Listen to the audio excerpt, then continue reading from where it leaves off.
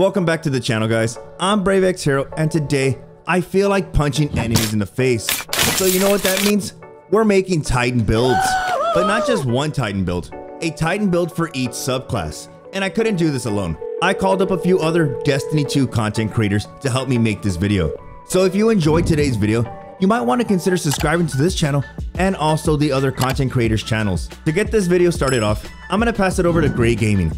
Grey, what do you got for us? Alright, Brave, I think we can agree that sometimes the Destiny community just needs to chill out. Daddy, chill. And luckily, I've got the perfect build to get that done. Everyone has been obsessed with their fancy new Light 3.0 subclasses, but today's Stasis build is just as powerful as any of the Light subclasses. If you haven't seen the Igloo of Death, then prepare to be amazed. When we pair the Behemoth Super with the Edge of Action exotic glaive, we can absolutely delete bosses with the incredible amount of shatter damage that we can do. You can pull this off on any boss that remains mostly stationary, and it's as easy as shooting the glaive bubble at their feet, popping your super, and going to Pound Town. The more Titans you add to the mayhem, the more insane the damage gets. But this build isn't just a one-trick pony. We'll be using our subclass and mods to have a basically permanent 50% damage increase on all of our stasis weapons, and we'll be shattering crystals left and right for massive ad clear and damage. On our subclass, we are going all in on stasis crystals. We will take Glacier Grenade, and our first aspect will be Howl of the Storm. This allows our grenade and melee to create stasis crystals constantly for us to shatter. Then we take Tectonic Harvest, which will spawn a stasis shard every time we shatter a stasis crystal. These shards grant us melee energy on pickup, but will do so much more when we add our armor mods in just a minute. The first fragment we have to take is Whisper of Fissures. This increases the damage and size of the shatter explosion whenever we break crystals or defeat frozen enemies. Next, we'll take Whisper of Shards. This reduces our grenade cooldown whenever we shatter a crystal, so now our crystals are feeding into both our grenade and melee cooldowns constantly. Third, we take Whisper of Conduction, which causes stasis shards to automatically float towards us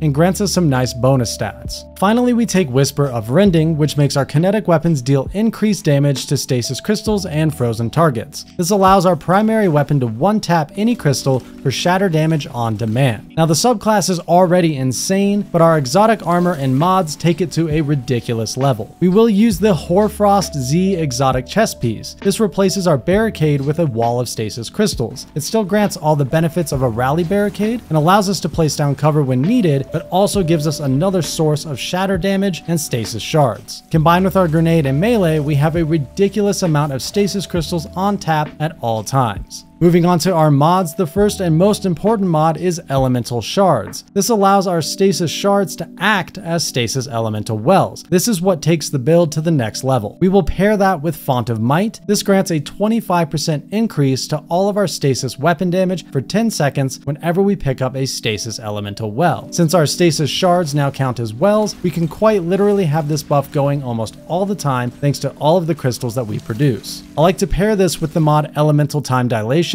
which will increase the duration of Font of Might up to 13 seconds. Doesn't sound like a lot, but there is a cooldown on how often the shards can count as a well, and this helps to ensure uptime on Font of Might as much as possible. Next, we take Elemental Charge, which makes us charge with light whenever we pick up an elemental well, or in our case, a stasis shard. We will pair this with High Energy Fire, which grants us an additional 20% weapon damage while charged with light. This stacks with Font of Might, and it's multiplicative, giving us a 50% weapon damage increase that we can activate at basically any time. Create a crystal, one-tap it with our kinetic weapon, and boom, instant 50% damage buff. I like to use a kinetic primary with headstone such as Ias Luna or Syncopation. This creates more crystals through the headstone perk and benefits from all of our damage buffs. You can also use Unstoppable Pulse with something like Syncopation if needed. For your heavy, for single target damage, you can't go wrong with Reed's Regret. This stasis linear fusion will again benefit from Font of Might and High Energy Fire for huge single target damage on bosses when we are not able to use our glaive and super combo for the Igloo of Death. Alternatively, you can always use a stasis machine gun like the Chain of Command and pair that with Overload Machine Gun, or a stasis rocket launcher like the Palmyra B with explosive light for huge damage as well. I know light subclasses are all popping off right now, but do not sleep on stasis. It is still insanely strong, especially with all the new stasis weapons that we have. Now I'm going to get you back over to the good guys so you can worship the Traveler or whatever, but come back over to the darkness sometime. We got cookies, man.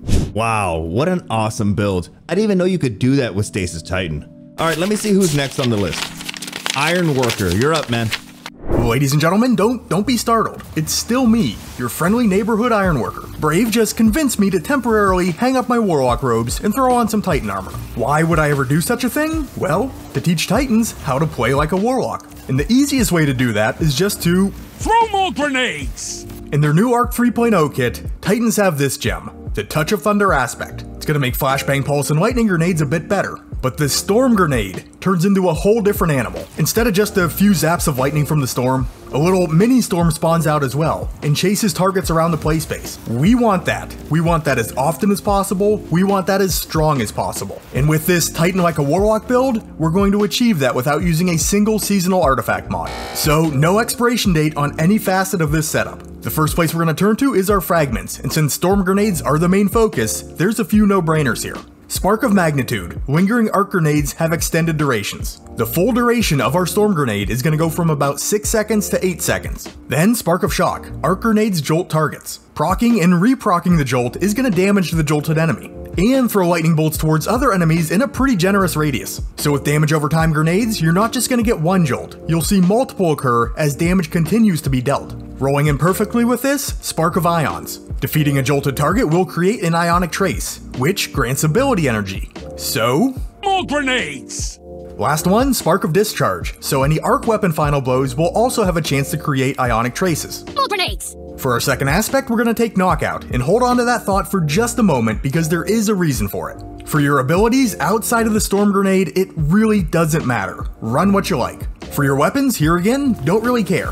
We're not going to need them all that much, but bring something arc for Spark of Discharge. There's plenty of good arc exotics out there, maybe one of the seasonal weapons with Volt Shot, an arc weapon with Demolitionist, just a few suggestions. Exotic armor piece, Heart of Inmost Light. Now, you could go Armamentarium if you wanted to, but Heart of Inmost Light just screams Warlock to me, so I'm naturally drawn to it. Just watch when you're using it because it does have reduced benefits in PvP and Gambit. With this exotic, using an ability empowers the other two abilities. Empowered abilities have faster regens, melees and grenades deal more damage, and barricades have more hit points. This will stack up to 2 times, and at 2x, your abilities will fill back up extremely fast. I'm running tier 6 discipline, 1 minute and 5 second base cooldown on the storm grenade. Within this build, cast a grenade, get a charged melee kill, drop the barricade, and that grenade's back up in about 10 seconds. And for the grenade damage increase, for simplicity's sake, I'm going to show you it with a flux grenade. The numbers are just easier to see and work with. A base flux grenade versus Carl scores 69,206 points of damage from the blast. Drop a barricade and get the 1x grenade empowered. 83,047 points of damage, up 20%. Get that empowerment built up to 2x, 93,427, up 35% from base. And this does translate perfectly back to the storm grenade. And remember when I told you to hold on to that thought about the knockout aspect? Critically wounding a target or breaking a shield infuses your melee attacks with arc energy, increasing range and damage. Plus they'll start health regen and amplify you on a kill. The first part is the most important to this build though. Even the uncharged melees can be arc infused, meaning they will proc the ability empowerments from Heart of Inmost Light. So I mean really, all you have to do is just punch 2 trash ads to death and boom, 35% more powerful grenades. And that 11-second timer on the empowerment is constantly refreshable. And because the build is doing most of the heavy lifting regarding our ability cooldowns, even if your stats aren't quite up to where you'd want them to be, it really doesn't matter. As for mods, you're pretty much free to run whatever you want for the most part. This build is almost firing on all cylinders as is. What I like to top it off with is a couple elemental well mods. 2 copies of elemental ordnance for wells on grenade kills, 1 melee well maker for wells on melee kills, a bountiful wells mod for an additional well from each, and a seeking well mod to pull them your way. So with all of the pieces of this build working together and flowing into each other, you're basically going to have unlimited access to the enhanced storm grenade, one of the strongest grenade options in the game. Exceptional ad clearing, great boss damage, long duration, tracks targets, they're basically the complete package. But as with any of my builds, I urge you to treat this as a starting point. Try it, see what you think. Tweak things, change things, add things, make it your own. But that's enough out of me, let's see what other builds we got cooking. Whew, man, it's gonna be tough to follow up those 2 builds, but I think we can do it. I think we can throw a shield at it. You see what I did there? Switching gears and jumping over to our Void Titan, aka the Captain America wannabe. Now this build is gonna revolve around getting your super energy and getting a lot of overshields. This can be easily done with the exotic Doomfang Pauldron. It comes with the exotic perk Horns of Doom. Void melee kills give super energy, improves Sentinel shield. So you've probably guessed it, we're going to be using the shield throw melee. And since we want a super fast super cooldown, we want to use Ward of Dawn. Not only does it have one of the fastest cooldowns in the game, but it also generates orbs immediately for your teammates. Plus, when things are chaotic, it's nice just to sit inside a bubble and stay alive. As for our fragments, they play a huge role. The first fragment we want is Offensive Bulwark. The reason we want this aspect is when we activate Ward of Dawn, our grenades charge significantly faster, and you have increased melee range and damage. And lastly, melee final blows extend the duration of your overshield. Our second aspect is Controlled Demolition. Why? Because our void abilities are gonna make our enemies blow up, and that's what we want. To cover the fragments quickly, we have Echo of Exchange, because melee final blows grant grenade energy, and we want that. Second, we have Echo of Leeching. Melee final blows starts health regeneration for you and your nearby allies. Next over, we have Echo of Reprisal.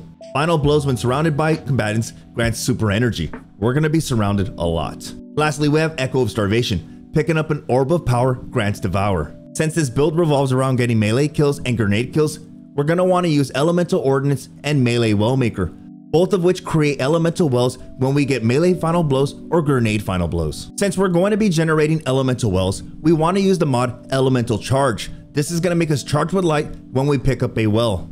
Lastly, since the driving force behind this entire build is throwing your melee, we want to use the mod Heavy Handed.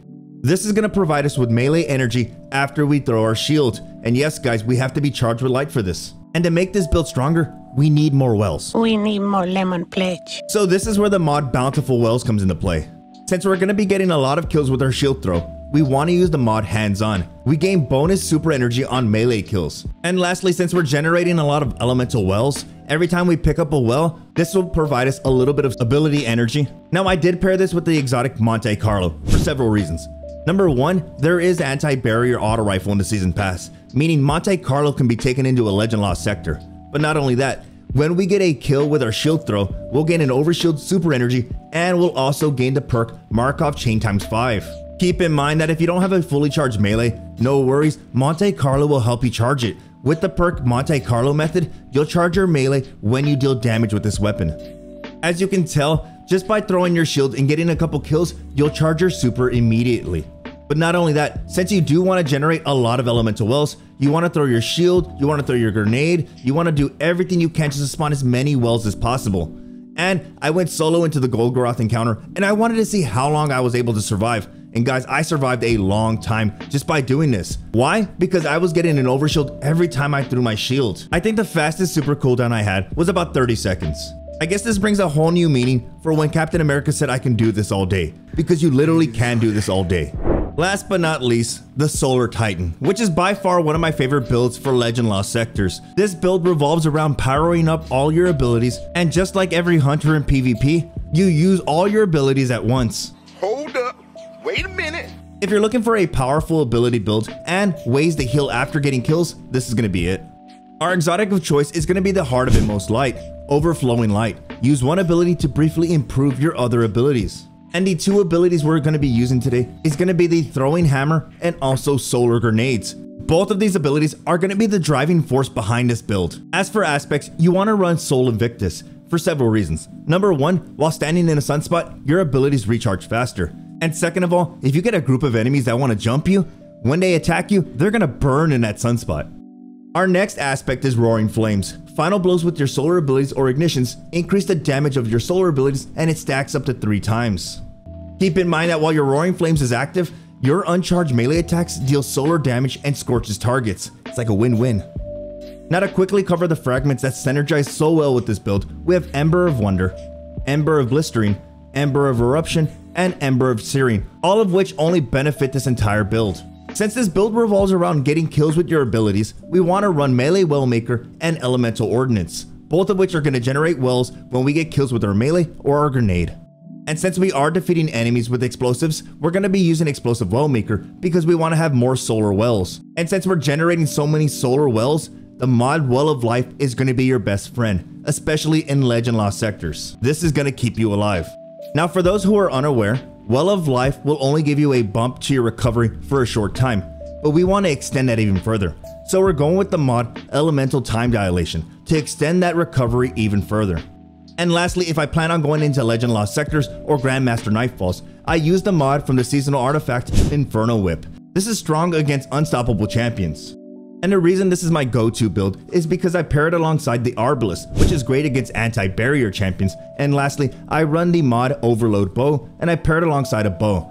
So as you can tell, I have every aspect covered: anti-barrier, overload, and unstoppable. So if the Grandmaster Nightfall or Legend Lost Sector calls for Solar Burn, this is the build I use. This build has a very simple gameplay loop. You throw all your abilities and watch the world burn. Personally, I like to use my barricade first. This is going to power up my melee and my grenade. Next, I'll throw my hammer, powering up my grenade. Then I'll throw my grenade, powering up my hammer that I just picked up. Running out of abilities, stand in a sunspot or pick up the elemental wells, which is going to give you a recovery bonus, thus keeping you alive a lot longer in those more difficult activities. And there it is, guys, a build for each subclass on the Titan. Huge shout out to GreyGaming and IronWorker. You can find their channels down below in the description. Also, if you're a new or returning player to Destiny 2 and you need people to run with, you might want to consider joining my Discord server, where you can find plenty of people running activities in Destiny 2. Thank you so much for stopping by. You guys are awesome, and I will see you in the next video.